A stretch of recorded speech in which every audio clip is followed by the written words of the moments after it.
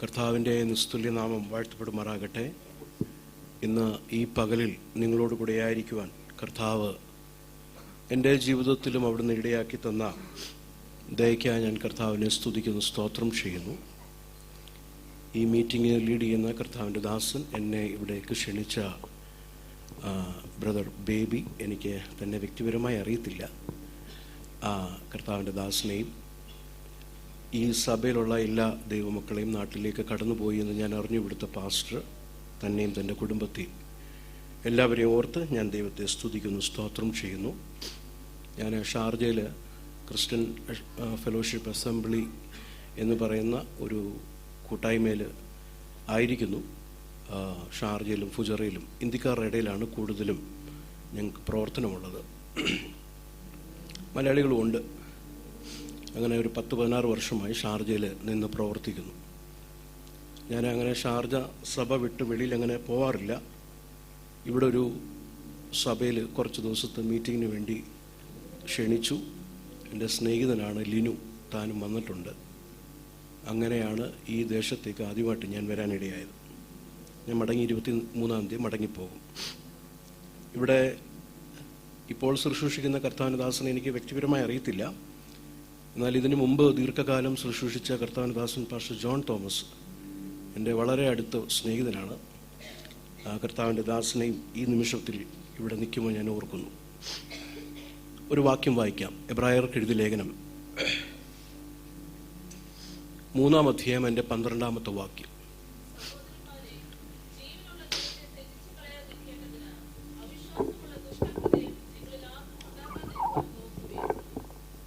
സ്തോത്രം. നമ്മളെ സങ്കീർത്തനത്തിൽ കൂടെ കേൾപ്പിച്ച നല്ല പ്രബോധനത്തിനായി ഞാൻ കർത്താവിനെ സ്തുതിക്കുന്നു. അതങ്ങ് കണ്ടിന്യൂ ചെയ്താൽ മതിയായിരുന്നു എന്നാണ് ഞാൻ അവിടെ ഇരുന്നിപ്പോൾ ചിന്തിച്ചത്. കർത്താവ് വളരെ ആഴമായി ശക്തമായി നമ്മളോട് വചനത്തിൽ കൂടെ നമ്മളോട് സംസാരിച്ചു. തിരുവചനം നമ്മുടെ ഹൃദയങ്ങളെ വിവേചിച്ചറിയും. വരുന്ന വ്യക്തികൾക്ക് നമ്മളെ അറിയത്തില്ലെങ്കിലും ദൈവത്തിൻ്റെ വചനത്തിന് മുൻപാകെ ഒരു കാര്യവും മറവല്ല. ആ ജീവനുള്ള ദൈവത്തിൻ്റെ വചനത്തെ ഓർത്ത് ഞാൻ ദൈവത്തെ സ്തുതിക്കുന്നു. ഇന്നും വീണ്ടും കർത്താവിൻ്റെ വചനം നമ്മളെ വിവേചിക്കട്ടെ. എബ്രായർക്ക് എഴുതിയ ലേഖനം നമുക്കറിയാം, യേശുക്രിസ്തുവിൻ്റെ നിസ്തുല്യതയെ കാണിക്കുന്ന ഒരു ലേഖനമാണ് എബ്രായർക്ക് എഴുതിയ ലേഖനം. അതിൻ്റെ ഓരോരോ അധ്യായങ്ങൾ ജീസസ് ഈസ് സുപ്പീരിയർ എന്നുള്ള വിഷയം വളരെ ശക്തമായി ഈ ലേഖനകർത്താവ് വരച്ച് കാണിക്കുന്നുണ്ട്. ഞാൻ അതിലേക്ക് പോകുവാൻ ഇന്ന് നമുക്ക് സമയമില്ല. ഈ വാക്യം ഒരു മുന്നറിയിപ്പായിട്ട്, ഒരു വാർണിംഗ് ആയിട്ട് സഭയിലുള്ളവരോട്, കൂട്ടായ്മയിലുള്ളവരോട് പറയുക. പ്രിയമുള്ളവരെ, ബൈബിളിൽ അല്ലെങ്കിൽ എബ്രായ ലേഖനത്തിൽ തന്നെ there are some good examples as well as there are bad examples. ഒരമ്മയ്ക്ക് തന്നെ പിറന്ന 2 പേര്, ഏശാവും യാക്കോബും. യാക്കോബിനെ കുറിച്ച് പറയുന്നത് വടിയുടെ അറ്റത്ത് ചാരിക്കൊണ്ട് നമസ്കരിച്ചു എന്നാണ്, ഈ വർഷിപ്ഡ്. എന്നാൽ ഏശാവിനെ കുറിച്ച് പറയുന്നത് ഒരു ഊണിന് ജ്യേഷ്ഠാവകാശം വിറ്റ് അഭക്തനായ ഏശാവ്. Why bad examples? നമ്മുടെ കയ്യിൽ എഡിറ്റ് ചെയ്യാൻ തന്നു കഴിഞ്ഞാൽ മിക്കവാറും ബാഡ് എക്സാമ്പിൾസിനെ എങ്ങനെങ്കിലും അതിൽ നിന്ന് നീക്കാനല്ലേ ശ്രമിക്കുന്നത്.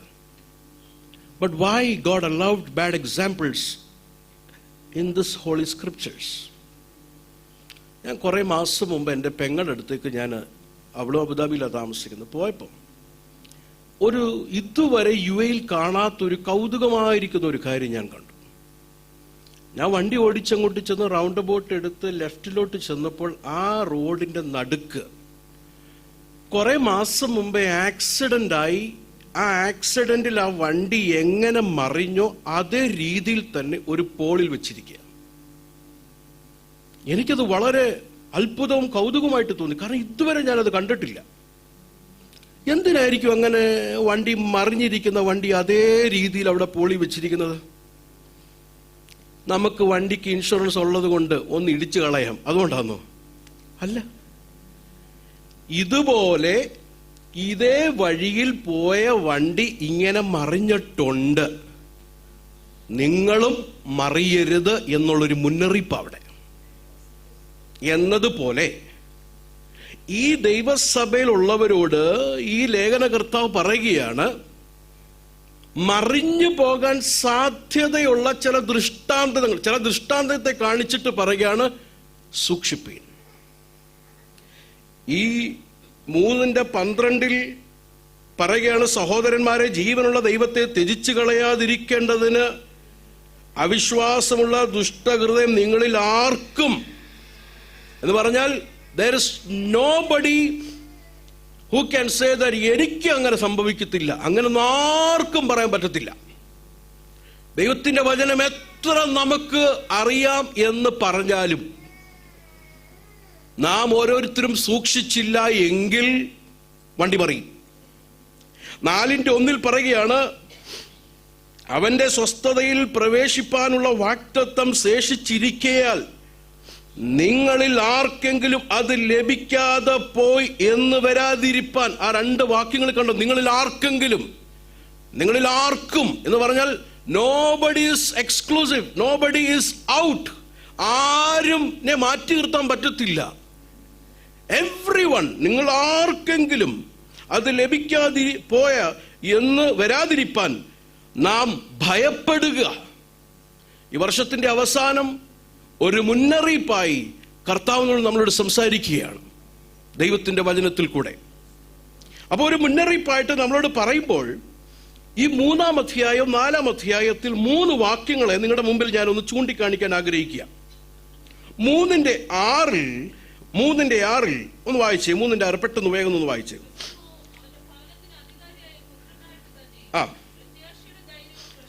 പ്രത്യാശയുടെ ധൈര്യവും പ്രശംസയും നാം അവസാനത്തോളം മുറുകെ പിടിച്ചു കൊണ്ടാൽ നാം തന്നെ അവന്റെ ഭവനം അവസാനത്തോളം മുറുകെ പിടിക്കണം. ഇനി 3:14 ആദ്യ വിശ്വാസം അവസാനത്തോളം മുറുകെ പിടിക്കണം. 4:14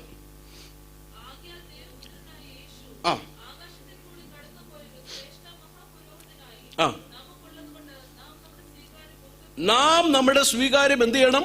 മുറുകെ പിടിക്കണം. എന്ന് വരെ? അവസാനം വരെ. അപ്പം ഈ 3-4 അധ്യായങ്ങളിൽ വളരെ കണക്റ്റഡ് ആയിട്ട് പറയുകയാണ്, ആദ്യ വിശ്വാസം അവസാനം വരെ മുറുകെ പിടിക്കണം. അത് നാം സൂക്ഷിക്കണം, ഭയപ്പെടണം. ഈ ക്രിസ്തീയ ജീവിതം ഭയത്തോടെ ജീവിക്കണം, സൂക്ഷിച്ച് ജീവിക്കണം, ദൈവകൃപയിൽ ആശ്രയിച്ച് ജീവിക്കണം. നമ്മളെ കൊണ്ട് തന്നെ ഇത് പറ്റത്തില്ല. ഇച്ഛിക്കുക എന്നതും പ്രവർത്തിക്കുക എന്നുള്ളതും ദൈവഹിതം അനുസരിച്ച് ദൈവമാണ് നമ്മുടെ ഉള്ളിൽ പ്രവർത്തിക്കുന്നത്. God will give us grace, but we should be very careful in our Christian life. അങ്ങനെ പറഞ്ഞു വരുമ്പോൾ 2 എക്സാമ്പിൾസ് നമ്മുടെ മുമ്പിൽ കൊണ്ടുവരിക. 2 എക്സാമ്പിൾസ്, 2 എക്സാമ്പിൾ. ഒന്ന് ഇസ്രായേലിന്റെ ചരിത്രം കൊണ്ടുവരികയാണ്, ലൈഫ്, ഇസ്രായേലിന്റെ ലൈഫ്. 2 3-ാം അധ്യായത്തിന്റെ 1-ാം വാക്യം അവിടെ കൊടുത്തിരിക്കുന്നത്, അതുകൊണ്ട് വിശുദ്ധ സഹോദരന്മാരെ, സ്വർഗീയ വിളിക്ക്, എല്ലാവരും പറഞ്ഞേ, ഓഹരിക്കാരായുള്ളവരെ, നാം സ്വീകരിച്ചു പറയുന്ന അപ്പോസ്തലനും മഹാപുരോഹിതനുമായ യേശുവിനെ എന്ത് ചെയ്യണം? ശ്രദ്ധിച്ചു നോക്കണം. എന്നിട്ട് 2-ാമത്തെ വാക്യം, മോശ ദൈവഭവനത്തിലൊക്കെയും വിശ്വസ്തനായിരുന്നത് പോലെ യേശുവും. അപ്പം 1 വിശ്വസ്തത കാണിക്കാത്ത ഒരു തലമുറ, 2 സകലത്തിലും വിശ്വസ്തനായിരുന്ന ക്രിസ്തു. ഇത് 2 എക്സാമ്പിൾ നമ്മുടെ മുമ്പിൽ കൊണ്ടുവന്നിട്ട് പറയുകയാണ്, യേശുവിൽ നിന്ന് കണ്ണ് പറിക്കരുത്, യേശുവിനെ സൂക്ഷിച്ചു നോക്കണം. Look unto Jesus. നാം സ്വീകരിച്ചു പറയുന്ന അപ്പോസ്തലനും, ഇന്ന് പേരിന്റെ മുമ്പിൽ അപ്പോസ്തലൻ എഴുതിക്കുന്ന കള്ളപ്പോസ്തലന്മാരെ കുറിച്ചല്ല ഞാൻ പറയുന്നത്, നാം സ്വീകരിച്ചു പറയുന്ന വിശ്വസ്ത അപ്പോസ്തലനായ യേശു ക്രിസ്തുവിൽ നിന്ന് കണ്ടുപറിക്കരുത്. എന്നിട്ട് ആദ്യം ഇസ്രായേലിന്റെ ചരിത്രം ഇവിടെ ഒന്ന് വിവരിക്കുക. 3-ാം അധ്യായത്തിന്റെ 6-ാം വാക്യം, 3-ാം അധ്യായത്തിന്റെ 7-ാം വാക്യം, 7-ാം വാക്യം ഇങ്ങനെ പറയുന്നത്, അതുകൊണ്ട് പരിശുദ്ധാത്മാവ് അരുളി ചെയ്യുന്നത് പോലെ. അത് പറഞ്ഞതിന് ശേഷം 8 തൊട്ട് 11 വരെയുള്ള വാക്യങ്ങളിൽ 95 സങ്കീർത്തനമാണ് കോട്ട് ചെയ്യുന്നത്. ആരാ 95 സങ്കീർത്തനം എഴുതിയത്? അവിടെ നമുക്കറിയത്തില്ല. പക്ഷേ എബ്രായർ 4:7 വായിക്കുമ്പോൾ മനസ്സിലാകും ദാവീദ് എഴുതിയത്. അപ്പൊ ദാവീദ് ആ സങ്കീർത്തനം എഴുതിയെങ്കിൽ എന്തായിരിക്കണം 3:7 പറയേണ്ടത്? അതുകൊണ്ട് ദാവീദ് അരുളി ചെയ്യുന്നത് പോലെ. അങ്ങനല്ലായിരുന്നു വേണ്ടത്. പക്ഷെ അങ്ങനല്ല. എന്തോ പറയുന്നത് അറിയാമോ? ദാവീദ് പേന എടുത്ത് എഴുതിയെങ്കിലും ഇത് ദാവീദിന്റെ വചനമല്ല, ഇത് ദൈവത്തിന്റെ വചനമാ. This is God's word. പ്രിയമുള്ളവരെ, നമ്മുടെ കയ്യിലിരിക്കുന്ന വേദപുസ്തകം 66 പുസ്തകവും മനുഷ്യൻ എഴുതിയതാണെങ്കിലും ഇത് മനുഷ്യന്റെ വാക്കായി എടുക്കരുത്, ഇത് ദൈവത്തിന്റെ വചനമാണ്. The Spirit of the Lord is the author of the scriptures. ദൈവകൽപ്പനയാൽ മനുഷ്യർ പരിശുദ്ധാത്മ നിയോഗം പ്രാപിച്ചത്രേ സംസാരിച്ചത്.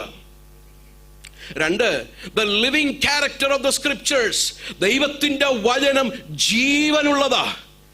മോശയുടെ കാലഘട്ടത്തിലും ദൈവം സംസാരിച്ചു. ദാവീദ് സങ്കീർത്തനം എഴുതിയപ്പോൾ ആ സമൂഹത്തോട് സംസാരിച്ചു. എബ്രായ ലേഖനകർത്താവ് ഇത് എഴുതുമ്പോഴും ആ സമൂഹത്തോട് സംസാരിച്ചു. ഇന്ന് വെള്ളിയാഴ്ച പകലിലും ഈ തിരുവചനത്തിൽ കൂടെ പരിശുദ്ധാത്മാവ് നമ്മളോട് സംസാരിക്കുകയാണ്. God's word is living. ഏത് തലമുറയിലും ഏത് വ്യക്തിയോടും ഏത് മനുഷ്യനോടും സംസാരിക്കുന്ന ജീവനുള്ള ദൈവത്തിന്റെ വചനത്തെ ഓർത്ത് ഞാൻ ദൈവത്തെ സ്തുതിക്കുന്നു.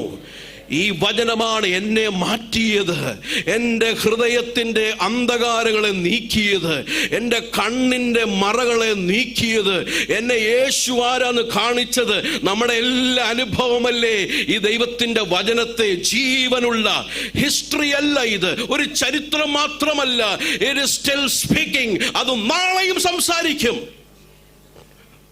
ഹല്ലേലൂയ. 3, പരിശുദ്ധാത്മാവ് സംസാരിക്കുന്നു പറഞ്ഞിട്ട് വായി വരുന്നതല്ല, വായിക്ക് തോന്നിയതല്ല പറയുന്നത്, വചനം കോട്ട് ചെയ്യുക എന്ന് പറഞ്ഞാൽ പരിശുദ്ധാത്മാവ് തിരുവചനത്തിന്റെ ബൗണ്ടറിയിൽ നിന്നാണ് നമ്മളോട് സംസാരിക്കുന്നത്. അല്ലാതെ ഒരു പുതിയ വെളിപ്പാടുണ്ട്, ഒരു പുതിയ ആലോചന ഉണ്ടെന്നൊന്നും പരിശുദ്ധാത്മാവ് പറയത്തില്ല. നമുക്ക് തന്നതിൽ നിന്ന് എടുത്ത് പരിശുദ്ധാത്മാവ് നമുക്ക് ആവശ്യമുള്ളത് നൽകുന്നു. സ്തോത്രം. God's word. അപ്പൊ പരിശുദ്ധാത്മാവ് അരുളി ചെയ്യുന്നത്. എന്നിട്ട് 8-ാമത്തെ വാക്യം നോക്കിക്കേ. ഇന്ന് നിങ്ങൾ അവന്റെ ശബ്ദം. പരിശുദ്ധാത്മാവ് അരുളി ചെയ്യുന്നു എന്ന് പറഞ്ഞിട്ട് പരിശുദ്ധാത്മാവിനെ വിളിക്കുന്ന വിളി കണ്ടോ? അവന്റെ ശബ്ദം എന്ന് പറഞ്ഞാല് ഇത് ശക്തിയല്ല, ഇത് വ്യക്തിയാ. Is a person. നമുക്ക് ഇഷ്ടമുള്ള അനുസരിച്ച് പലയിടത്തും കാണുന്നത് പോലെ ഉപയോഗിക്കുന്ന ഒരു ശക്തിയല്ല. Is a person with power. ശക്തിയുള്ള വ്യക്തിയാ, അധികാരമുള്ള വ്യക്തിയാ, ജീവൻ നൽകാൻ കഴിയുന്ന തൃത്വത്തിൽ 3-ാമനായ പേഴ്സണാണ് നമ്മളോട് ഇന്ന് രാത്രി പകൽക്കാലം സംസാരിക്കുന്നത്. അടുത്തത് ഇസ്രായേലിന്റെ ചരിത്രം ഒന്ന് നോക്കിക്കേ. ഇവരെ 31-ാം തീയതി വിളിച്ചിട്ടൊരു സാക്ഷ്യം പറയാൻ പറഞ്ഞ എന്ത് സാക്ഷ്യം പറയും? സ്തോത്രം. 31-ാം തീയതി സാക്ഷ്യം നമുക്കറിയാലോ. കർത്താവ് ഈ വർഷക്കാലം മുഴുവനും എനിക്ക് നല്ലവനും വല്ലവനും ആയിരുന്നു. മന്ന തന്ന് പോറ്റി പറ വരട്ടെ പുലർത്തി. അടുത്തെന്താ? പാറയിൽ നിന്ന് വെള്ളം മാറയെ പറ മധുരമാക്കി. ദൈവത്തിന്റെ പ്രവർത്തികളെ കണ്ടു. ഇവരുടെ സാക്ഷ്യമാണ്. സാക്ഷ്യം കേട്ടാൽ നമ്മൾ വിചാരിക്കും ഒരു സംഭവമാണ്. എന്നാൽ കർത്താവിൻ്റെ സാക്ഷ്യം ഇവരെ കുറിച്ച് എന്തോ അറിയോ? എൻ്റെ കുഞ്ഞെ 40 സംവത്സരം വചനം കേട്ടിട്ട് ഒരു പ്രയോജനമില്ല. ഞാനല്ല, 4:2 നോക്കിക്കേ. 4:2 പെട്ടെന്ന് വായിച്ചു. ആ, എങ്കിലും കേട്ടവരിൽ, ശ്രദ്ധിക്കണേ, എങ്കിലും കേട്ടവരിൽ വിശ്വാസമായി പരിണമിക്കാതെ. അപ്പൊ ഇവരെന്തുവാ കേട്ടത്? 40 സംവത്സരം ദൈവത്തിന്റെ വചനമാണ് കേട്ടത്. ദൈവത്തിന്റെ വചനം വളരെ കൃത്യതയോടെ കേട്ടിട്ടും എന്തായില്ല? വിശ്വാസമായി പരിഗണിക്കാത്തത് കൊണ്ട് അടുത്തത് പറയുന്നത് എന്താണ്? അവർക്കത് ഉപകാരമായില്ല. എത്ര കൃത്യതയോടെ ദൈവത്തിന്റെ വചനം പ്രസംഗിക്കുന്ന സഭയാണെങ്കിലും അതിൽ ചിലരുണ്ട് അതുകൊണ്ട് ഒരു പ്രയോജനം വരാത്തത്. എല്ലാ സഭയിലും ഉണ്ട്. എത്ര നല്ലതുപോലെ ദൈവത്തിന്റെ വചനം കൃത്യമായി പ്രസംഗിക്കുന്ന ദൈവദാസനായാലും അതിലൊരു കൂട്ടരുണ്ട്, അവർക്കിത് പറ്റത്തില്ല, അവർക്കിത് സഹിക്കാൻ പറ്റത്തില്ല, അവർക്കിത് ഉൾക്കൊള്ളാൻ പറ്റത്തില്ല. കേട്ടത് പ്രയോജനമായി തീർന്നില്ല, ഉപകാരമായി തീർന്നില്ല. കർത്താവ് പറയുക അവരെ കുറിച്ച്. അടുത്തത് 3-ാം അധ്യായത്തിന്റെ 8-ാം വാക്യം. ആ വേർഡ് നോക്കണേ. ദൈവത്തിന്റെ കൃപ നോക്കിക്കേ. മോശയുടെ തലമുറയോട്, ദാവീദിന്റെ തലമുറയോട്, എബ്രായ ലേഖനത്തിന്റെ തലമുറയോട്, നമ്മളോടും പറയുക, ഇന്ന് ദൈവത്തിന്റെ കൃപ ഒരവസരം കൂടെ കർത്താവ് നമുക്ക് നൽകുകയാണ്. കർത്താവ് വഴി അടച്ചിട്ടില്ല, ഡോർ അടച്ചിട്ടില്ല. ഇന്ന് നിങ്ങൾ ശബ്ദം കേൾക്കുന്നെങ്കിൽ, if you hear him today, you will find his grace. എല്ലാ തലമുറയിലും ദൈവത്തിന് സംസാരിക്കാനുണ്ട്. എല്ലാ തലമുറയിലും ദൈവം തന്റെ കൃപ കൊടുക്കുന്നുണ്ട്. അത് കേട്ട് മടങ്ങി വരുന്നവരെ ഓർത്ത് ഞാൻ ദൈവത്തെ സ്തുതിക്കുന്നു. ഈ 2024 വലിയ കാര്യങ്ങൾ ജീവിതത്തിൽ സംഭവിച്ചില്ലെങ്കിലും, നിങ്ങൾ പ്രാർത്ഥിച്ച വിഷയത്തിന് മറുപടി കിട്ടിയില്ലെങ്കിലും, Lord give me grace to lead this Christian life. ഈ ജീവിതം ജീവിക്കാനുള്ള കൃപ എനിക്ക് നൽകണമേ. അവിടുന്ന് മാത്രം എനിക്ക് മതി, അവിടുത്തെ കൃപ മാത്രം മതി എന്ന് പകൽക്കാലം പ്രാർത്ഥിക്കുന്ന ദൈവജനം ഇതിന്റെ ഇടയിലുണ്ടോ? Lord, I want to please you, I want to glorify you. അവിടുത്തെ നാമത്തിന് വേണ്ടി എനിക്ക് ജീവിക്കണം. Give me grace. ഇന്ന് നിങ്ങൾ അവന്റെ ശബ്ദം കേൾക്കുന്നുണ്ടെങ്കിൽ, അടുത്തത് വായിച്ചട്ടെ. പരീക്ഷാ ദിവസത്തിൽ മത്സരത്തിൽ എന്നതുപോലെ, അടുത്തത്, അവിടെ വെച്ച് നിങ്ങളുടെ പിതാക്കന്മാർ എന്നെ പരീക്ഷിച്ചു 40 ആണ്ട് എന്റെ പ്രവർത്തികളെ കണ്ടിട്ടും ചെയ്തു. 17-ാമത്തെ വാക്യം.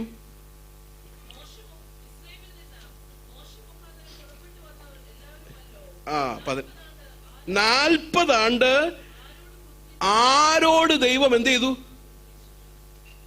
God was angry. ദൈവത്തിന് നീരസമായിരുന്നു ആ തലമുറയോട്. പക്ഷെ മന്നയ്ക്ക് എന്തിനു കുറവുണ്ടായിരുന്നു? വിസ കറക്റ്റ് അടിച്ചില്ലേ? കറക്റ്റ് വിസ അടിച്ചു. നമ്മൾ പ്രാർത്ഥിച്ച മറുപടി കിട്ടിയില്ലേ? കിട്ടി. പിള്ളേര് നമ്മൾ പ്രാർത്ഥിച്ചയച്ച് പോകേണ്ട അടുത്ത് പോയില്ലേ? എല്ലാം കറക്റ്റ് നടക്കുക. പക്ഷെ കർത്താവ് പറയുകയാണ്, എനിക്ക് നീരസം അവരോട്. കർത്താവ് നീരസമാണെങ്കിലും മന്നയും വെള്ളവും മാറയൊക്കെ മാറും കേട്ടോ. ഇതെല്ലാം മാറുന്നത് കൊണ്ട് ദൈവം എന്നോട് പ്രസാദിക്കാന്ന് ചിന്തിക്കരുത് നമ്മള്. എന്താ നീരസപ്പെട്ടിരിക്കുന്ന ദൈവം? പ്രവർത്തികൾ, ദൈവത്തിന്റെ പ്രവർത്തികൾ ഇവർ കണ്ടെങ്കിലും. അതിന്റെ താഴെ ഒരു കാര്യം കൊടുത്തിട്ടുണ്ട്. 10-ാമത്തെ വാക്യം.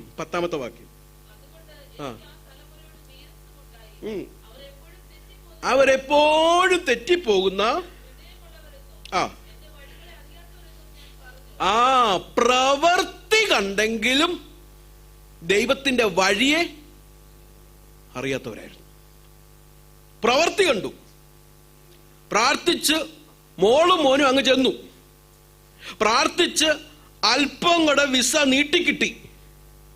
കാര്യങ്ങളൊക്കെ സുഖമായി പോകുന്നു. കാര്യങ്ങളെല്ലാം നടക്കുന്നു. ദൈവ പ്രവർത്തി കണ്ടു. 31-ാമത്തെ സാക്ഷ്യമാ. പ്രവർത്തി കണ്ടു. കർത്താവ് ചോദിക്കുന്നത്, കുഞ്ഞെ, നീ പ്രവർത്തി കണ്ടു, എന്റെ വഴി നീ കണ്ടോ? ഇവരെ കുറിച്ച് പഠിക്കുമ്പോൾ ഇവരെ എവിടെ വെച്ചാ മത്സരിച്ച് തുടങ്ങിയത്? കുറെ കാലം വരെ ഞാൻ ചിന്തിച്ചത് ആ മോശ 10 കൽപ്പനയായിട്ട് ഇറങ്ങി വരുന്ന സമയത്തായിരുന്നു ഇവർ മത്സരിച്ചെന്ന്. അല്ല. നോക്കിക്കേ, സങ്കീർത്തനം 107 സങ്കീർത്തനം, അതിന്റെ 15-ാമത്തെ വാക്യം, 106 സങ്കീർത്തനം അതിന്റെ 7-ാം വാക്യം, 106:7. ആ ആ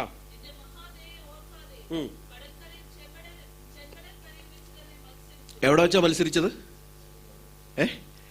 നമ്മൾ പാട്ട് പാടാറില്ലേ, ചെങ്കടൽ പീള, എങ്ങനെ അല്ലേ? വഴിയൊരുക്കി.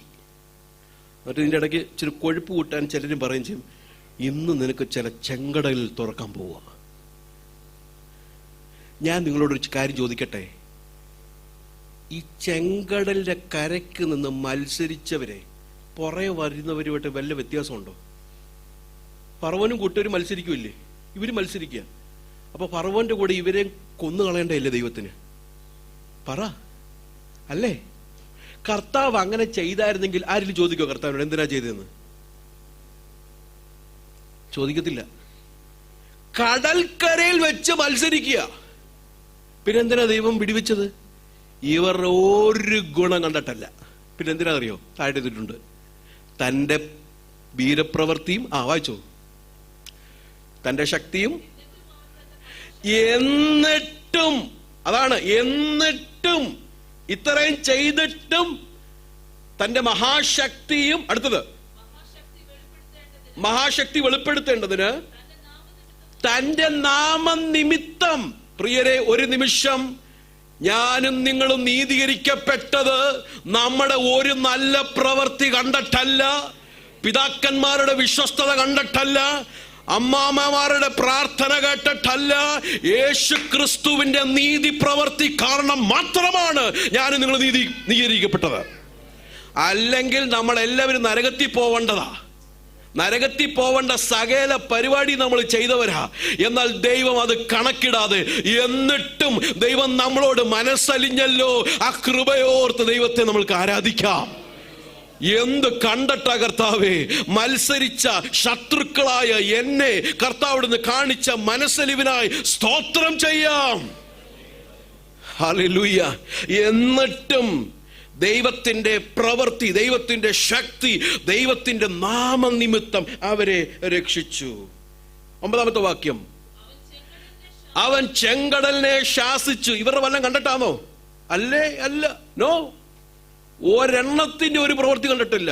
Because of his name, because of his covenant കർത്താവ് ശാസിച്ചു. ഇത് പിളർന്ന് അപ്പൊ ഇവരെന്തോ ചെയ്തു? 12-ാമത്തെ വാക്യം, അപ്പോഴാ ദൈവത്തിന്റെ വചനം എന്ത് ചെയ്തത്? എന്തോ കണ്ടിട്ടാ? പ്രവൃത്തി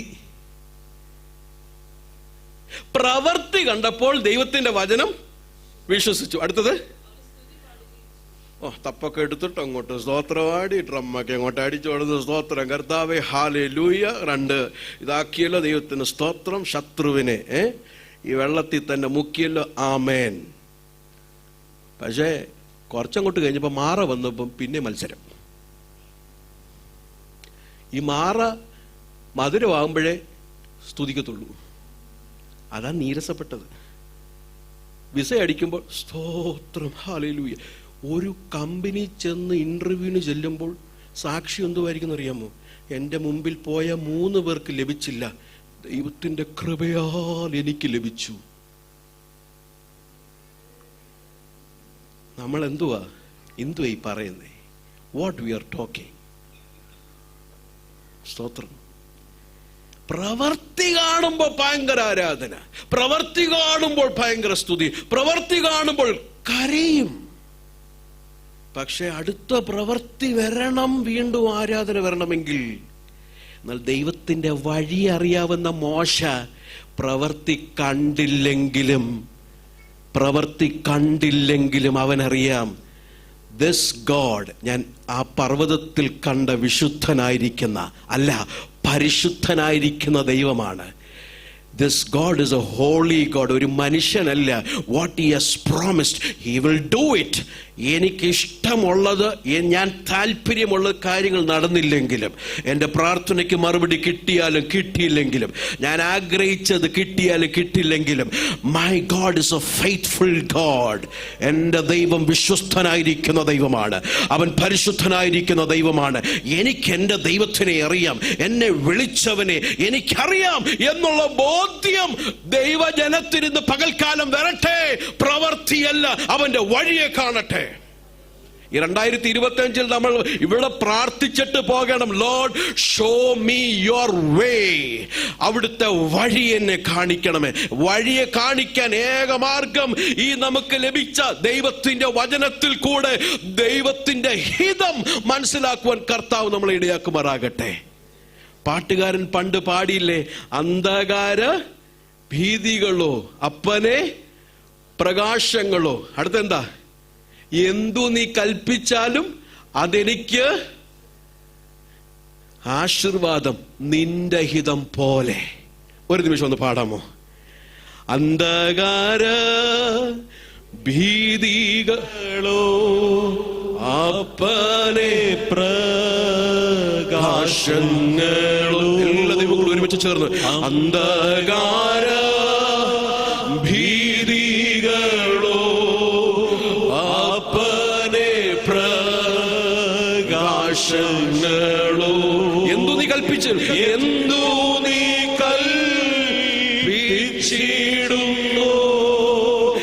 എല്ലാമേ ആശീർവാദം. എന്റെ ഇഷ്ടം നടക്കരുത്, നിന്റെ ഹിതം പോലെ എന്നെ നിത്യം ദൈവപ്രവൃത്തി മാത്രം കാണാൻ വേണ്ടി കൊതിക്കുന്നവരോട് ദൈവം നീരസപ്പെട്ടിരിക്കുന്നു. എന്നാൽ ഇന്ന് നാം ദൈവത്തിന്റെ ശബ്ദം കേട്ടാൽ, ഒരു മടങ്ങി വരവുണ്ടായാൽ, ദൈവമേ, പ്രവൃത്തിയേക്കാൾ കൂടുതൽ അവിടുത്തെ വഴിയെ എന്തു നീ കൽപ്പിക്കുന്നുവോ അതെനിക്ക് ആശീർവാദമെന്ന് പാടുക മാത്രമല്ല, അതെന്റെ ജീവിതത്തിൽ പറയുവാൻ കർത്താവ് എന്നെ ഇടയാക്കുമാറാകട്ടെ. എന്റെ കുഞ്ഞിനെ ഇതിന് വിടാനാണ് എനിക്ക് ആഗ്രഹം, എന്നാൽ അങ്ങ് കൽപ്പിക്കുക ദൈവവേലയ്ക്കെങ്കിൽ അതെനിക്ക് ആശീർവാദം എന്ന് പറയുന്ന മാതാപിതാക്കൾ ഇവിടെയുണ്ടോ? സ്തോത്രം, ഹല്ലേലൂയ. ഖത്തറിൽ എനിക്ക് അല്പകാലം കൂടെ നിൽക്കണമെന്ന ആഗ്രഹം, എന്നാൽ നീ കൽപ്പിക്കുക, ഇല്ല നീ പോ ഇന്ത്യയിൽ പോയി ദൈവ പ്രവർത്തി ചെയ്. കർത്താവേ, നീ അത് കൽപ്പിക്കുന്നെങ്കിൽ അതെനിക്ക് ആശീർവാദം എന്ന് പാടുക മാത്രമല്ല, I am ready for that to do your will. ഹല്ലേലൂയ. പ്രവൃത്തി മാത്രമല്ല, ദൈവമേ, ഷോ മീ യുവർ വേ. അവിടുത്തെ ഹിതത്തെ എന്നെ ഒന്ന് കാണിക്കണമേ. ഹല്ലേലൂയ. ദുഷ്ടം നിറഞ്ഞ ഈ സമൂഹത്തിൽ, ഹല്ലേലൂയ, പെന്തക്കോസ്ത് കോളത്തിൽ, ഹല്ലേലൂയ, പ്രവൃത്തി കാണാൻ വേണ്ടി ക്യൂ നിൽക്കുമ്പോൾ, പ്രവൃത്തി കാണാൻ വേണ്ടി ഇടിച്ചു കയറുമ്പോൾ അതിൽ ഒരു ശേഷിപ്പുണ്ട്. പ്രവൃത്തി കണ്ടില്ലെങ്കിലും we want to see your way. അവിടുത്തെ വഴിയെ ഞങ്ങളെ കാണിക്കണമേ. ഞങ്ങൾക്ക് അത്ഭുതത്തെക്കാൾ വലുത്, ഞങ്ങൾക്ക് പ്രവൃത്തിയേക്കാൾ വലുത് വിടുതൽ വേണം. എന്നാൽ വിടുതലത്തെക്കാൾ കൂടുതൽ ഞങ്ങളുടെ ജീവിതത്തിലെ രോഗശൈലിയിലും അവിടുത്തെ കൃപ ഞങ്ങൾക്ക് മതി. I want to do your will എന്ന് പ്രാർത്ഥിക്കുന്ന ദൈവമക്കൾ ഇവിടെയുണ്ടോ? ഒരു ശേഷിപ്പുണ്ടോ? അത് കർത്താവ് നമ്മളെ ബലപ്പെടുത്തുമാറാകട്ടെ. ഇന്ന് നിങ്ങൾ ദൈവത്തിന്റെ ശബ്ദം കേൾക്കുന്നെങ്കിൽ come back. Lord, show me your way. Hallelujah. എന്തു നീ കൽപ്പിക്കുമോ അതെനിക്ക് ആശീർവാദം. പക്ഷെ നമ്മൾ ഇച്ചിരി മിടുക്കരാ. നമ്മൾ ആദ്യം ഒരു ലിസ്റ്റിൽ അങ്ങോട്ട് എഴുതി വെച്ചിട്ട് കർത്താവിന്റെ മുമ്പിൽ കൊണ്ടുവെക്കും. എന്നിട്ട് പറയും, കർത്താവേ, ഇത് അവിടുത്തെ ഇതോ ആക്കിക്കേ. എന്നിട്ട് ഇതിനു വേണ്ടി 3 ദിവസം കൂടെ ഉപവാസം ഇരിക്കും. നമ്മൾ വിചാരിക്കുന്നത് ഇങ്ങനെയൊക്കെ എഴുതി വെച്ച് പ്രാർത്ഥിക്കുമ്പോൾ കർത്താവ് അങ്ങ് മാറ്റുന്ന. No, let your will be done. ഇവരെ കുറിച്ച് പറയുന്ന സാക്ഷ്യം എന്താ? ഭയങ്കര വലിയ സാക്ഷ്യം. കർത്താവിന് ഇവരെ കുറിച്ച് പറയാനുള്ളത്, ഐ ആം ആംഗ്രി, ഞാൻ നീരസപ്പെട്ടിരിക്കുക. സ്തോത്രം. അടുത്ത്, വിശ്വസ്തരായിരിക്കുന്ന ഈ വിശ്വസ്തതയില്ലാത്ത ഈ തലമുറയെക്കുറിച്ച് ഇത് ഇസ്രായേലിനെ കുറിച്ച് അല്ല ഇവിടെ പരിശുദ്ധാത്മാവിൽ കൂടെ ഇടപെടുന്നത്. ഈ തലമുറ, ദുഷ്ടവും കോട്ടവും നിറഞ്ഞ ഈ തലമുറ, വിശ്വസ്തതയില്ലാത്ത ഈ തലമുറയിൽ വിശ്വസ്തരായി നിൽക്കാൻ വേണ്ടി കർത്താവ് നമുക്ക് ഇടയാക്കുമാറാകട്ടെ. വിശ്വസ്ത ദാസനെ ഒന്ന് നോക്കിക്കേ. Look unto Jesus. 2-ാമത്തെ വാക്യം 3:2. മോശ ദൈവഭവനത്തിലൊക്കെയും വിശ്വസ്തനായിരുന്നത് പോലെ. അപ്പൊ ഇവിടെ ഒരു സിമിലാരിറ്റിയാ. മോശയും വിശ്വസ്തനായിരുന്നു, യേശുവും വിശ്വസ്തനായിരുന്നു. പക്ഷെ അടുത്തത് ഇവരെ ഒരുമിച്ചല്ല ഈ ലേഖനകർത്താവ് കൊണ്ടുവരുന്നത്. മോശയേക്കാൾ നിസ്തുല്യനാണ് ക്രിസ്തു. അതെന്താ ക്രിസ്തുവിന്റെ നിസ്തുല്യത? മോശയുടെ കൂടെ ഇരുത്താൻ പറ്റത്തില്ല, അല്ല യേശുവിന് കൂടെ മോശയ്ക്ക് ഇരിക്കാൻ പറ്റത്തില്ല. Yes, Moses is a very respected figure. പക്ഷെ more respect, more honour and glory belongs to Jesus. എന്തുകൊണ്ടാ അങ്ങനെ? വായിച്ച അടുത്ത വാക്യം വായിച്ചു. ഭവനത്തെക്കാളും, എന്റെ കൂടെ പറഞ്ഞേ, ഭവനത്തെക്കാളും ഭവനം, അങ്ങനല്ലേ? ഭവനത്തെക്കാളും ഭവനം ചമച്ചവനത്രേ അധികം മാനം. അപ്പൊ എന്ത് ഈ പറഞ്ഞു വരുന്നത് അറിയോ? മോശയേക്കാൾ അധികം മാനം ജീസസിനാ. കാരണം അടുത്ത യേശു മോശയേക്കാൾ അധികം മഹത്വത്തിന് യോഗ്യൻ. എന്തുകൊണ്ട്? മുമ്പോട്ട്, ഏത് ഭവനവും ചമപ്പാൻ ഒരാൾ വേണം. സകലവും ചമച്ചവൻ ദൈവം. അടുത്തത്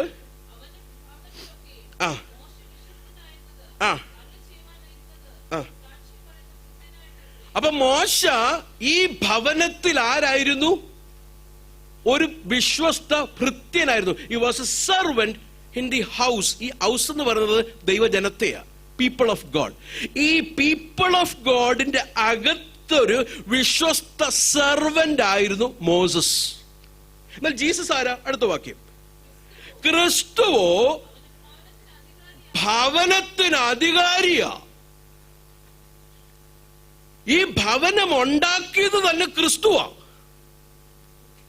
ആ ക്രിസ്തു ഉണ്ടാക്കിയ ഭവനത്തിന്റെ ഉള്ളിലുള്ള വിശ്വസ്ത വേലക്കാരൻ മാത്രമേ ഉള്ളൂ. ആര്? മോശ. പക്ഷെ ക്രിസ്തു ആരാ? ഭവനം ചമച്ചവൻ. ജീസസിന്റെ നിസ്തുല്യത ഇവിടെ കണ്ടോ? ജീസസ് ദൈവമാണെന്നാ ഇവിടെ പറഞ്ഞു വെക്കുന്നത്. Jesus is fully God. ഭവനം ചമച്ചവൻ, ഭവനത്തിന് അധികാരിയായിരിക്കുന്ന. എങ്ങനെ അധികാരി? വായിച്ചോ. പുത്രനാ. Is the son. അവിടെ വളരെ വിശദീകരിച്ച് പഠിക്കേണ്ട ഒരു ഭാഗമാണ്. പുത്രൻ എന്നൊക്കെ ഇവിടെ വിളിക്കുമ്പോൾ ആ തൃത്വത്തിൽ രണ്ടാമനായിരിക്കുന്ന പിതാവിനോട് തുല്യനായിരിക്കുന്ന 1-ാം അധ്യായത്തിലേക്ക് വരുമ്പോൾ നമുക്കറിയാം 3-ാം വാക്യം, വളരെ 3-ാമത്തെ വാക്യം. അവന്റെ തേജസ്സിന്റെ പ്രഭയും തത്വത്തിന്റെ മുദ്രയും സകലത്തെയും. So Jesus is the exact representation of God the Father. But Jesus is equal. പിതാവും പുത്രനും തുല്യനാണ്. പിതാവിന് മഹത്വം കൊടുക്കുന്നത് പോലെ പുത്രനും മഹത്വം കൊടുക്കണം. പുത്രനാണ് ഈ ഭവനത്തെ ചമച്ചത്. പുത്രൻ അതില് പുത്രൻ എന്ന രീതിയിൽ അധികാരപ്പെട്ടിരിക്കുമ്പോൾ ആ ഭവനത്തിന്റെ ഉള്ളിൽ ഒരു വേലക്കാരൻ, സെർവന്റ് എന്ന പോലെ മോസസ് ആയിരിക്കുന്നു. എന്നാൽ വിശ്വസ്തതയെ കുറിച്ച് പറയുമ്പോൾ മോസസിനെ അല്ല, ജീസസിനെ വെച്ചിട്ട് പറയുകയാണ്, ലുക്ക് അൺടു ജീസസ്. ഇതുപോലെ തന്നെ 12-ാം അധ്യായത്തിന്റെ 2-ാമത്തെ വാക്യത്തിലുമുണ്ട്. വിശ്വാസത്തിന്റെ നായകനും ആയ യേശുവിനെ എന്ത് ചെയ്യണം? എന്തിനാ അങ്ങനെ പറഞ്ഞത്? കാരണം 11-ാമത്തെ അധ്യായത്തിൽ നീണ്ട ഒരു നിരയാ. ഏബേൽ തൊട്ട് പഴയ നിയമത്തിലുള്ള വീരന്മാരെ കുറിച്ച് അവിടെ പറഞ്ഞിട്ട് 12-ന്റെ 2 പറയാണ്, ഇവരെ ആരെയല്ല നോക്കേണ്ടത്, വിശ്വാസത്തിന്റെ നായകൻ എന്ന് പറഞ്ഞാൽ he is the one who pioneered, he is the one who gave this faith ഈ കർത്താവാണ് നമുക്ക് ഈ വിശ്വാസം നൽകിയത്. ഈ കർത്താവ് തന്നെ ഇതിനെ പൂർത്തീകരിക്കുകയും ചെയ്യും. ഈ കർത്താവിലേക്ക് നോക്കണം. Praise the Lord. ഹല്ലേലൂയ. ജീസസിന്റെ നിസ്തുല്യതയെ ഓർത്ത് ഞാൻ ദൈവത്തെ സ്തുതിക്കുന്നു. സ്വർഗത്തിലിരുന്നവൻ താണഭൂമിയിലേക്ക് മനുഷ്യവേഷമെടുത്ത് താണഭൂമിയിലേക്ക് വന്ന് 33.5 കൊല്ലം പിതാവിന്റെ ഇഷ്ടമല്ലാതെ വേറെ ഒരു ഇഷ്ടം താൻ ചെയ്തില്ല. ക്രൂശ് എന്ന് പറയുന്നത് ഏറ്റവും അവസാനം കാണുന്ന, ക്ലൈമാക്സിൽ കാണുന്ന ക്രൂശ് മാത്രമല്ല, ഒരു ഗോതമ്പ് മണി നിലത്ത് വീണ് ചാകുന്നത് പോലെ താൻ ഈ ഭൂമിയിൽ വന്ന സമയം തൊട്ട് ക്രൂശ് മരണം വരെ ആ ഗോതമ്പ് മണി നിലത്ത് വീണ് ചാകുന്നത് പോലെ ത്തിന് ശേഷം ആ ക്രൂശ് മരണത്തിൽ കൂടെ പിതാവായ ദൈവത്തിന് മഹത്വം കൊടുത്തിട്ട് യോഹന്നാൻ 17:4 പറയുകയാണ്, പിതാവേ, അങ്ങ് എനിക്ക് നൽകിയത് ഞാൻ പൂർത്തീകരിച്ച് അവിടുത്തെ നാമത്തെ മഹത്വപ്പെടുത്തിയിരിക്കുന്നു. എന്നെ വീണ്ടും അതേ മഹത്വത്തിലേക്ക് പ്രവേശിപ്പിക്കുമാറാകണമേ, മഹത്വപ്പെടുത്തുമാറാകണമേ എന്ന് പറയുകയാണ്. ജീസസിന്റെ 33.5 കൊല്ലത്തിന്റെ ആ ഫെയ്ത്ത്ഫുൾനെസ്, ആ വിശ്വസ്തത, പിതാവിന്റെ ഇഷ്ടമല്ലാതെ താൻ ഒന്നും ചെയ്തില്ല. ആ ജീസസിന്റെ ആ ലൈഫിനെ നോക്കി ജീവിക്കാൻ കർത്താവ് നമ്മളോട് പറയുക. Look into the life of Jesus. Look into the ministry of Jesus. യേശുവിന്റെ ലൈഫും യേശുവിന്റെ മിനിസ്ട്രിയാണ് എല്ലാ ശുശ്രൂഷകന്റെയും ശുശ്രൂഷയുടെയും മാർഗദണ്ഡം. It is the only measuring rod. Jesus' life and Jesus' ministry. മിനിസ്ട്രിയും ലൈഫും വ്യത്യാസമല്ല. ചിലർക്ക് ഭയങ്കര മിനിസ്ട്രിയാ, പുൽപ്പറ്റി കയറിയ തീയാ. പക്ഷെ ഭാര്യ എന്തിയെ? ഓ എന്തിയെ? അവള് വിട്ടിട്ട് പോയി. പക്ഷെ ഭയങ്കര മിനിസ്ട്രിയാ. അയ്യോ അല്ല, അത് മിനിസ്ട്രി എന്നല്ല ഇനി പറയുന്നത്. എനിക്കറിയത്തില്ല എന്തോ അതിന് വിളിക്കുന്നതെന്ന്. Life and ministry goes together. നമ്മുടെ വിഷയം ഇങ്ങനെയുള്ളവരെ വിളിച്ച് 3 ദിവസം കൺവെൻഷൻ നടത്തും. കാരണം ആള് വരും വിവേചിക്കാൻ പറ്റുന്നില്ല. 3 ദിവസത്തെ കൺവെൻഷൻ ഉണ്ടെങ്കിൽ ആദ്യത്തെ ദിവസം ഉപദേശം പറയുന്നതിന് വിളിക്കും, 2ാമത്തെ ദിവസം കുറച്ച് കോംപ്രമൈസ് ചെയ്തതിന് വിളിക്കും, 3ാമത്തെ ദിവസം മൊത്തം അവിയിൽ പറയുന്നതിന് വിളിക്കും. കണ്ടിട്ടില്ലേ? അയ്യോ, നിങ്ങളാരും കണ്ടിട്ടില്ലെന്ന് തോന്നുന്നു. കണ്ടിട്ടില്ലേ? എന്താ അങ്ങനെ ചെയ്യുന്നത്? വിവേചന കുറവുണ്ട്. അപ്പോൾ തന്നെ അറിയാം, ആദ്യത്തത് 3 ദിവസം വെച്ച് ആള് കുറയും. ഇച്ചിരി വിടുതലും ഫെൽറ്റ് എന്ന് പറഞ്ഞാൽ ആവശ്യഭാരത്തോടെ കടന്നു വരുന്ന അതല്ല സംസാരിക്കുന്നത്. ഇത് പർവ്വത പ്രസംഗം പറയുന്നു, ജീസസ് പറയുന്നു, ജീസസിന് നിസ്തുല്യത, അത് നമുക്ക് വേണ്ട. നമ്മുടെ ആവശ്യമുള്ള കാര്യങ്ങളൊക്കെ ഒന്ന് സംസാരിച്ച്, അങ്ങനെ സംസാരിച്ചാൽ തുള്ളി ആരാധിക്കും. എന്നാൽ ജീസസിന്റെ നിസ്തുല്യത പറഞ്ഞേ, ഓ അതാ വേണ്ടത്. ആ നിസ്തുല്യത അറിഞ്ഞു കഴിഞ്ഞാൽ നമ്മുടെ ആങ്സൈറ്റി പോകുന്നേ, നമ്മുടെ കുഞ്ഞുങ്ങളെ കുറിച്ചുള്ള ഭാരം മാറും. എനിക്ക് സ്വർഗത്തിലൊരു അപ്പനുണ്ട്, ഒരു നിസ്തുലനായ ക്രിസ്തു ഉണ്ട്, ഞാൻ എന്തിനാ ഭാരപ്പെടേണ്ടത്? എടാ, ഖത്തറിലിരുന്നാലും നാട്ടിലിരുന്നാലും കൂരയിലിരുന്നാലും ഭൂമിയിൽ എവിടെ ഇരുന്നാലും I know my Lord will provide for me. എന്തിനാ ഈ ചിന്താകുലവും ഭാരവും ഒക്കെ? എന്തിനാ? ബിക്കോസ് ഈ ഫെൽറ്റ് നീഡ് മെസ്സേജാ കേൾക്കേണ്ടത് നമുക്ക്. സ്തോത്രം. എനിക്ക് ഇവിടുത്തെ കാര്യം അറിയത്തില്ല. ജോൺ തോമസ് പാസ്റ്ററൊക്കെ ശുശ്രൂഷ സഭ ആയതുകൊണ്ട് അങ്ങനല്ലെന്നാ എൻ്റെ ധാരണ. പക്ഷെ പലയിടത്തും ഈ ആൾക്കാർ തന്നെ ഈ പാസ്റ്റർമാരെ വഷളാക്കുന്നു. മനസ്സിലാവുന്നുണ്ടോ? ഏതാ വലുത്? ഹോസ്പിറ്റലിൽ ചെന്ന് കഴിഞ്ഞാൽ നമുക്ക് ഇഷ്ടമുള്ളത് കിട്ടുമോ? ഹോസ്പിറ്റലിൽ ചെന്ന് കഴിഞ്ഞാൽ നമുക്ക് ഇഷ്ടമുള്ള ഫുഡ് കിട്ടുമോ? നമുക്ക് താല്പര്യമായിരിക്കും ഇച്ചിരൂടെ ചായക്കകത്ത് മധുരമൊക്കെ ഇട്ട് തരുന്നത്, പക്ഷെ അവർ തരത്തില്ല. എന്നാൽ ഹോട്ടലിൽ ചെന്നാലോ അവരോട് പറയും ഇച്ചിരൂടെ കുറുക്കി അടിക്കുക,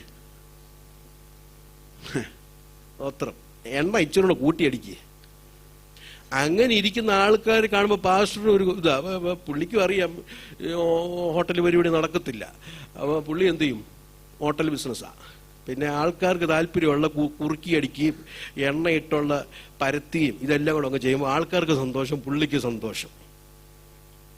പക്ഷേ ഹോട്ടലല്ല, ഹോസ്പിറ്റലാ. നമുക്ക് ഇഷ്ടമുള്ളത് തരുന്നതല്ല. ഇവിടെ ഉണ്ട് ഇഷ്ടം. ഇവിടുത്തെ ഇഷ്ടം നമ്മൾക്ക് പറഞ്ഞു തരും. മനസ്സുണ്ടെങ്കിൽ എടുക്കണം. ഇന്ന് കർത്താവ് നമ്മളോട് സംസാരിച്ചിരിക്കുക. പ്രവൃത്തിയല്ല, ദൈവത്തിൻ്റെ വഴി. ആ വഴി ഞാൻ വേഗം 2-3 കാര്യം കൊണ്ട് പറഞ്ഞിട്ടിരിക്കുക. അപ്പൊ ജീസസിനെ നോക്കണം. ജീസസിന്റെ ആ 33 കൊല്ലത്തിന്റെ ലൈഫ് ഇവിടെ നിന്ന് കിട്ടും ബ്രദറെ. 33 എന്തെങ്കിലും ബുക്ക് വല്ലതും ഉണ്ടോ? ഇവിടെ തന്നെ ഉണ്ട്. 4 സുവിശേഷം വായിച്ചാൽ മതി.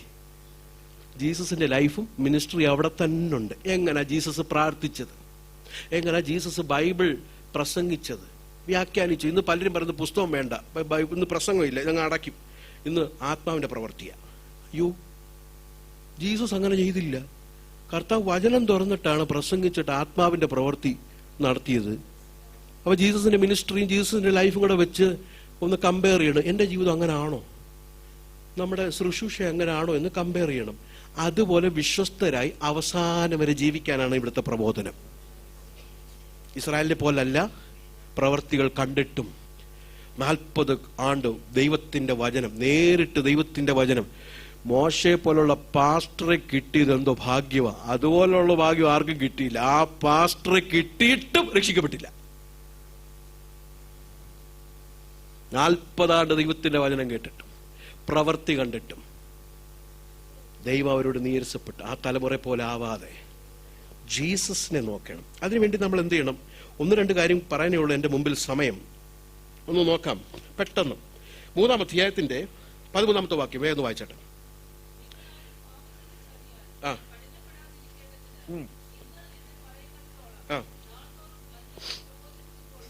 അപ്പൊ ആ 12-ാമത്തെ വാക്യം, ആരും ജീവനുള്ള ദൈവത്തിൽ നിന്ന്, ഞാൻ ആ ടെക്സ്റ്റിലേക്ക് വന്നില്ല, കാരണം എന്ന് പറഞ്ഞാൽ നമുക്ക് സമയം പോരാ. ജീവനുള്ള ദൈവത്തെ വിട്ട്. അപ്പൊ ജീവനുള്ള ദൈവത്തെ വിടുക എന്ന് പറഞ്ഞാൽ, ഇപ്പൊ സഭയ്ക്കുള്ളിൽ തന്നെ ഇരിക്കും, കയ്യും അടിക്കും, പാട്ടുമൊക്കെ പാടും, പക്ഷെ ഹൃദയം കൊണ്ട് ജീവനുള്ള ദൈവമായിട്ടുള്ളൊരു ബന്ധമില്ല. ഇന്ന് രാവിലെ പ്രബോധനത്തിൽ നമ്മൾ കേട്ടതുപോലെ വെളിയിൽ ഭയങ്കര ഭക്തിയാ, പക്ഷെ അകത്ത് ശക്തിയില്ല. അകത്ത് ഓൾറെഡി പോയി കിടക്കുക. കണ്ടാ മനസ്സിലാകത്തില്ല. കൈയടിക്കുന്നുണ്ട്, താളത്തിനൊത്തു പോകുന്നുണ്ട്, പാട്ടും അറിയാം, വചനവും എല്ലാം അറിയാം, പക്ഷെ അകം പോയി. ജീവനുള്ള ദൈവത്തെ ഒന്ന് വിട്ടുപോയി. ആ അനുഭവം.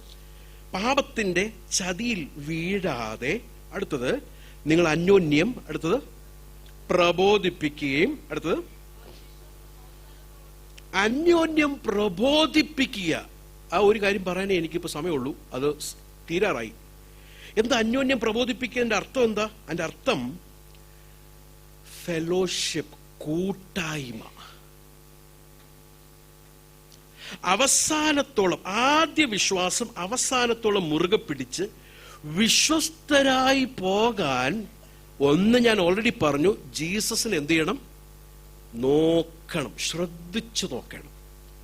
ചുമ്മാ അല്ല, ശ്രദ്ധിച്ചു നോക്കണം. അത്ഭുതങ്ങൾ ചെയ്യുന്നു, പ്രവൃത്തികൾ ചെയ്യുന്നവനായിട്ടല്ല, ജീസസിന്റെ ലൈഫും ജീസസിന്റെ മിനിസ്റ്ററും ശ്രദ്ധിച്ച് വായിച്ച് പഠിക്കണം, മനസ്സിലാക്കണം. എന്നിട്ട് അതുപോലെ ജീവിക്കാൻ പരിശുദ്ധാത്മാവിനോട് സഹായം ചോദിക്കണം. അതുപോലെ ജീവിക്കാൻ കർത്താവിന്റെ കൃപ ചോദിക്കണം. ഒന്ന് ജീസസിന്, 2 കൂട്ടായ്മ. അപ്പൊ കൂട്ടായ്മയിൽ എന്താ അവിടെ കൊടുത്തിരിക്കുന്നത്? എന്താണ്? വായിച്ചോ. അന്യോന്യം പ്രബോധിപ്പിക്കണം. പണ്ടൊരു പ്രബോധനം എന്ന് പറഞ്ഞ സംഭവം ഉണ്ടായിരുന്നു, ഇപ്പോഴും ഉണ്ട്. ഞാൻ എൻ്റെ കുഞ്ഞിലെയൊക്കെ അച്ഛന്മാരൊക്കെ എഴുന്നേക്കും ഒരാള്, അപ്പം പ്രബോധിപ്പിക്കുമ്പോൾ മറ്റൊരാള് അല്ലേലി എന്ന് പറയും. അപ്പൊ നമ്മൾ വിചാരിക്കും കേട്ട് പുള്ളിക്ക് ശക്തിപ്പെട്ട. അല്ല, എനിക്ക് കിട്ടി, ഞാൻ അടുത്ത ആഴ്ച തരാം. അതാ. അപ്പൊ ഈ പ്രബോധനം എന്ന് പറയുമ്പോൾ എഴുന്നേറ്റിട്ട് വചനത്തിലൂടെ വെട്ടുന്നതാ പലതും. ഞാനങ്ങനെ കണ്ടിട്ടുള്ളൂ പണ്ട്. അതല്ല ഇത്. അന്യോന്യം കൂടി വരുന്നത് എന്തിനാ? ഒരു ഉണക്ക പ്രാർത്ഥനയും പ്രാർത്ഥിച്ച് വചനമൊക്കെ ധ്യാനിച്ച് പിന്നെ അവസാനം എവിടെ പോണം? ഇവിടെ ഒരു പുതിയ മന്തി തുടങ്ങിയിട്ടുണ്ട്, നമുക്ക് എല്ലാവർക്കും കൂടെ അവിടെ കഴിക്കാൻ പോകാം. അതല്ല കൂട്ടായ്മ. അതായിക്കോ, പക്ഷെ അത് മാത്രമാണെങ്കിൽ എന്തോ പ്രശ്നമാണ്. വന്ന് പൊറോട്ട ഇറച്ചി കഴിക്കുന്നതല്ല കൂട്ടായ്മ, കേട്ടോ. അതിന് കൂട്ടെന്ന് വിളിക്കാം. കൂട്ടായ്മയിൽ തമ്മിൽ വരുമ്പോ പ്രബോധനമാ. കൈ എടുക്കുമ്പോ ചോദിക്കുന്നത്, ഇപ്പൊ ചോദിക്കുന്നത് ഷൂർ എത്ര ഉണ്ട് അല്ലേ?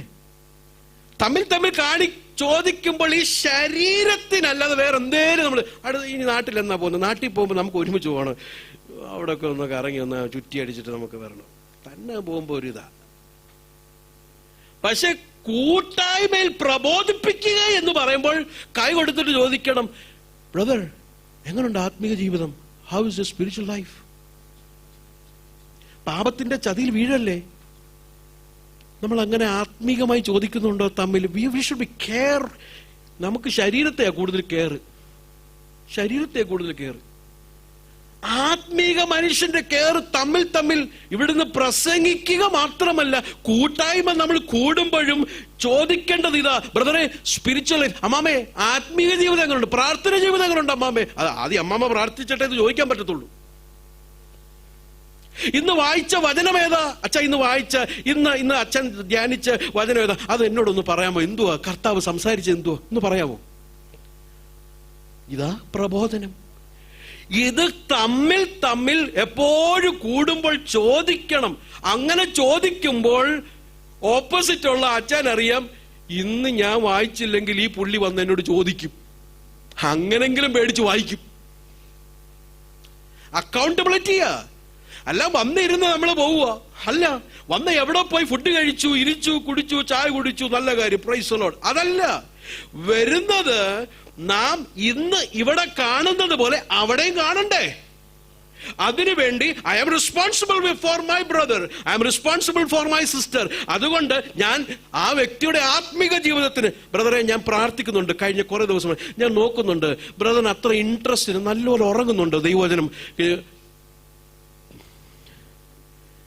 പ്രസംഗിക്കുമ്പോൾ നല്ലപോലെ ഉറങ്ങുന്നു. ഞാൻ ആ ദിവസം തൊട്ട് ഞാൻ ബ്രദറിന് വേണ്ടി പ്രാർത്ഥിക്കുന്നുണ്ട്. ആ വ്യക്തിക്ക് ഹൃദയത്തിലൊരിതുണ്ടാവും, എൻ്റെ ദൈവമേ എൻ്റെ ഉറക്കത്തെ കാണുന്ന ഒരു സഹോദരൻ ഇവിടെ ഉണ്ടല്ലോ. നിങ്ങളെ ചിരി കേട്ടിട്ട് അങ്ങനെ ആരും ഉണ്ടെന്നാ ഇവിടെ ഉണ്ടല്ലോ, എനിക്ക് വേണ്ടി പ്രാർത്ഥിക്കുന്ന ആരും ഉണ്ടല്ലോ. ആ മനുഷ്യൻ വിടുവിക്കപ്പെടുന്നേ. ദൈവത്തിന്റെ വചനം അവന്റെ ചെവിയിൽ കൂടെ ചെന്ന് ഹൃദയത്തിന്റെ അകത്തു ചെന്ന് അവൻ മാനസാന്തരപ്പെടും. കണ്ണുകളെ അടയ്ക്കാം. Hallelujah, hallelujah. പ്രാർത്ഥിക്കാം. ഇന്ന് നമുക്ക് കർത്താവിന്റെ കൃപ നൽകിയിരിക്കുക. കർത്താവ് നമ്മളോട് സംസാരിച്ചിരിക്കുക. ഒരു മടങ്ങി വരവ് ഈ 2024 കഴിയുന്നതിന് മുമ്പ് ഒന്നാവട്ടെ. കർത്താവേ, അവിടുത്തെ പ്രവൃത്തി ഞാൻ ഒന്നും കണ്ടില്ലെങ്കിലും, എൻ്റെ പ്രാർത്ഥനയ്ക്ക് എല്ലാം മറുപടി കിട്ടിയില്ലെങ്കിലും, Lord show me your will, അവിടുത്തെ വഴി എന്നെ കാണിക്കണേ. ഹല്ലേലൂയ. ഒരു നിമിഷം ആ പാട്ടിന്റെ ആ വരി ഒന്ന് പാടിയിട്ട് എല്ലാവരും ആ പാട്ട് പാടുന്നത് ഹൃദയത്തിന്റെ അകത്തുനിന്നാകട്ടെ. കേവലം ഹല്ലേലൂയ വായും കൊണ്ട് മാത്രമല്ല, ഹൃദയത്തിന്റെ അകത്തുനിന്ന് പാടാം. മോശവത്സലം എഴുതിയ നിന്റെ ഹിതം പോലെ എന്നെ നടത്തണമേ. ഹല്ലേലൂയ.